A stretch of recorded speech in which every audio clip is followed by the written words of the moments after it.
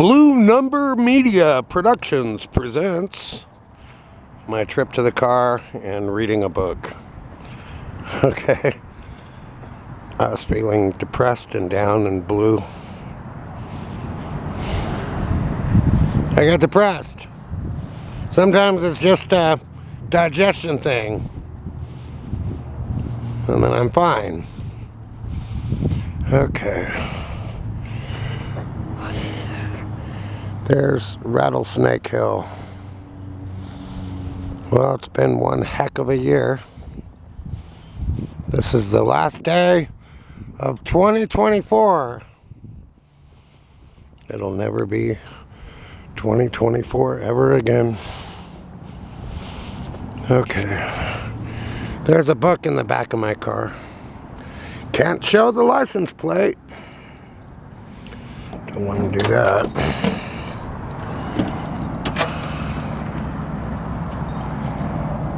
It's a mess back here.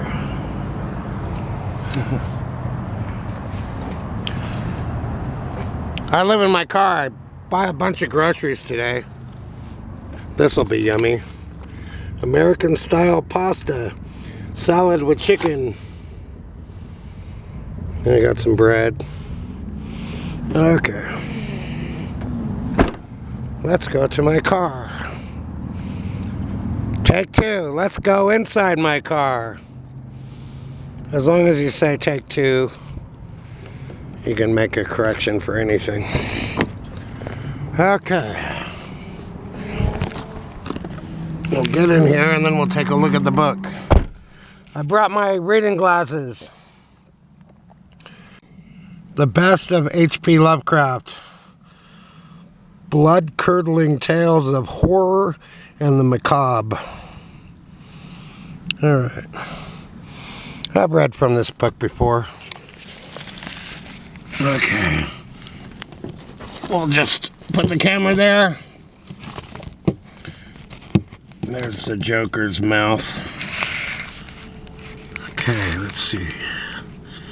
That looks cool. Okay. We'll just have the camera be there. About blueberry pie, lemon pie, cherry pie. Something else. Can't remember. Let's see. What am I doing? I know what I'm doing. I'm going to do something, but I can't show it on YouTube. Well, I could. I've done it before.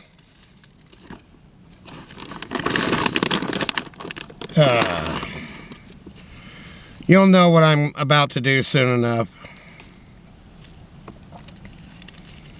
I could talk about YouTube, but no one cares about that. Even I don't even care. Actually, when people talk about YouTube, I really don't care. But I listen to it anyway because it's kind of interesting to me to see what people think. Most people will not even be watching at this point. I could just leave the camera there and read. Let's see. Might be fun.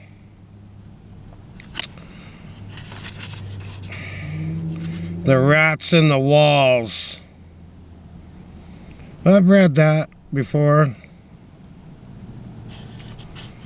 The Picture in the House. I could read that. The Outsider. Pickman's Model. In the Vault. The Silver Key. The Music of Eric Zahn. The Call of Cthulhu. The Dunwich Horror. The Whisperer in Darkness. The Color Out of Space. The Haunter of the Dark. The Thing on the Doorstep. The Shadow over Innsmouth. The Dreams in the Witch House. The Shadow Out of Time. What should I read?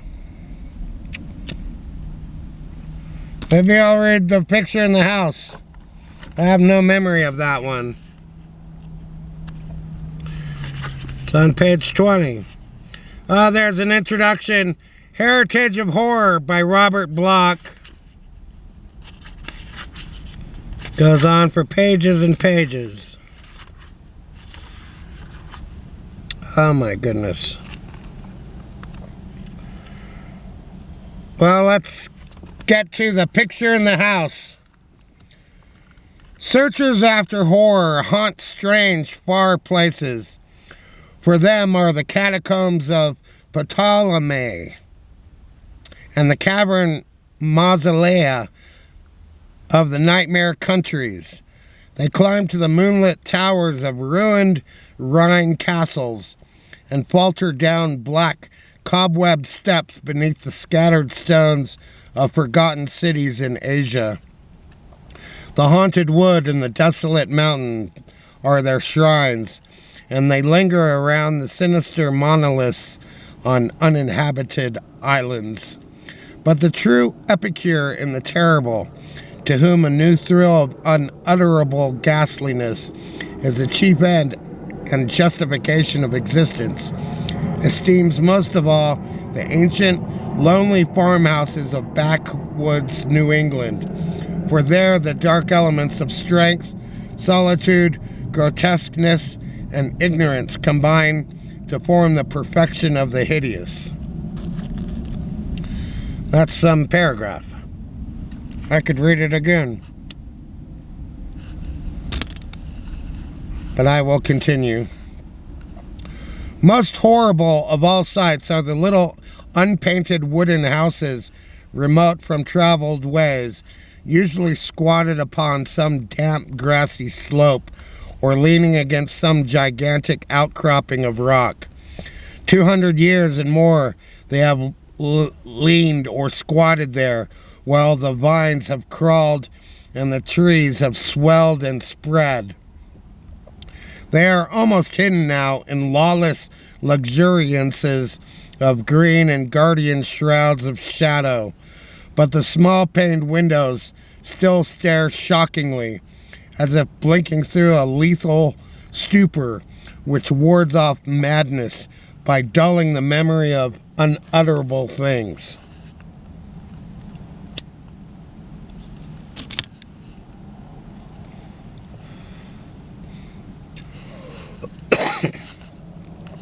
In such houses have dwelt generations of strange people, whose like the world has never seen. Seized with a gloomy and fanatical belief which exiled them from their kind, their ancestors sought the wilderness for freedom. There the scions of a conquering race indeed flourished free from the restrictions of their fellows, but cowered in an appalling slavery to the dismal phantasms of their own minds. Divorced from the enlightenment of civilization, the strength of these Puritans turned into singular channels, and in their isolation, morbid self-repression, and struggle for life with relentless nature, there came to them dark, furtive traits from the prehistoric depths of their cold northern heritage. By necessity practical and by philosophy stern, these folks were not beautiful in their sins. Erring as all mortals must, they were forced by their rigid code to seek concealment above all else, so that they came to use less and less taste in what they concealed. Only the silent, sleepy, staring houses in the backwoods can tell all that has lain hidden since the early days, and they are not communicative, being loath to shake off the drowsiness which helps them forget. Sometimes one feels that it would be merciful to tear down these houses, for they must often dream.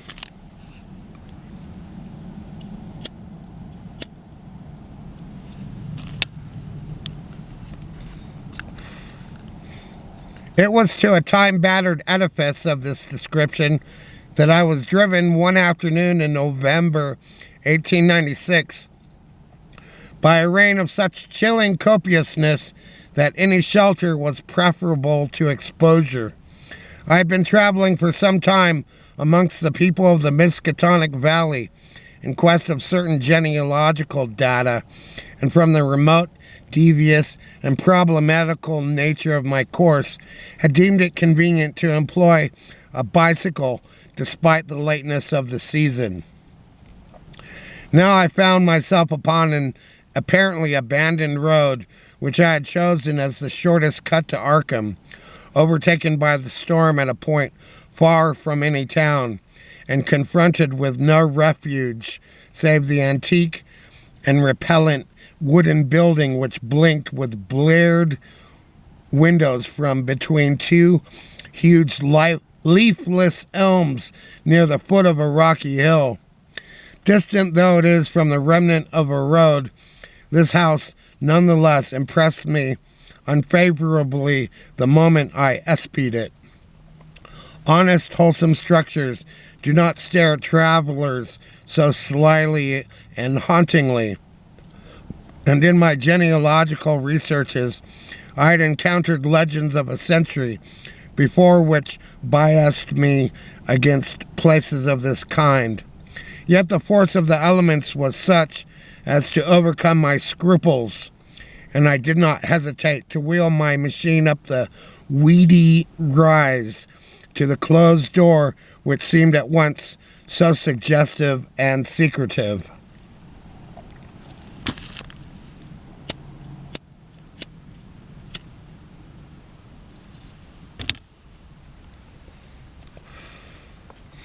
I had somehow taken it for granted that the house was abandoned, yet as I approached it, I was not so sure, for though the walks were indeed overgrown with weeds, they seemed to retain their nature a little too well to argue complete desertion.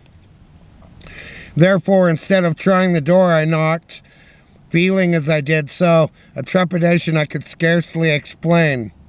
As I waited on the rough, mossy rock which served as a doorstep, I glanced at the neighboring windows and the panes of the transom above me, and noticed that, although old, rattling, and almost opaque with dirt, they were not broken.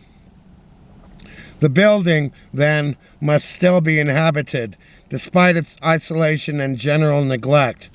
However, my rapping evoked no response, so after repeating the summons, I tried the rusty latch and found the door unfastened. Inside was a little vestibule with walls from which the plaster was falling, and through the doorway came a faint but peculiarly hateful odor. I entered carrying my bicycle and closed the door behind me. Ahead rose a narrow staircase flanked by a small door, probably leading to the cellar, while to the left and right were closed doors leading to rooms on the ground floor. Alright, so no one will watch this video. I'll be lucky if anyone gets past 1 minute of this. So I don't see the point in reading anymore. But I have a video to upload. I only have 3 more hours until the cafe closes, so there's no point to make a longer video. Well, it's been one heck of a year, like I said. I appreciate everyone who watches my videos. And yeah, I don't blame you if you don't watch for more than a minute. I can barely watch my own videos. I'm gonna have to actually start making good videos, but not today. I guess maybe my videos are a form of therapy. I haven't talked to anyone all day, so this is my way of talking. Okay, I guess that's about it. I have more I could talk about, but what's the point? I just got over 2 hours of depression. Maybe I ought to start working out. I don't know what's wrong with me. Well, I got plenty of food. I'm going to go to the park after this Starbucks session. Then maybe I'll get to see some fireworks tonight. Patreon, David hyphen, take two. I'm on Patreon as David Lovins. PayPal.me/David Lovins if you want to send me a buck or two. Venmo, David-Lovins-2. CashApp, $Bobby11. Send me money. I have a job interview over the phone on Friday. I'm sure that'll be a disaster. Okay. Thanks for watching. Bye-bye.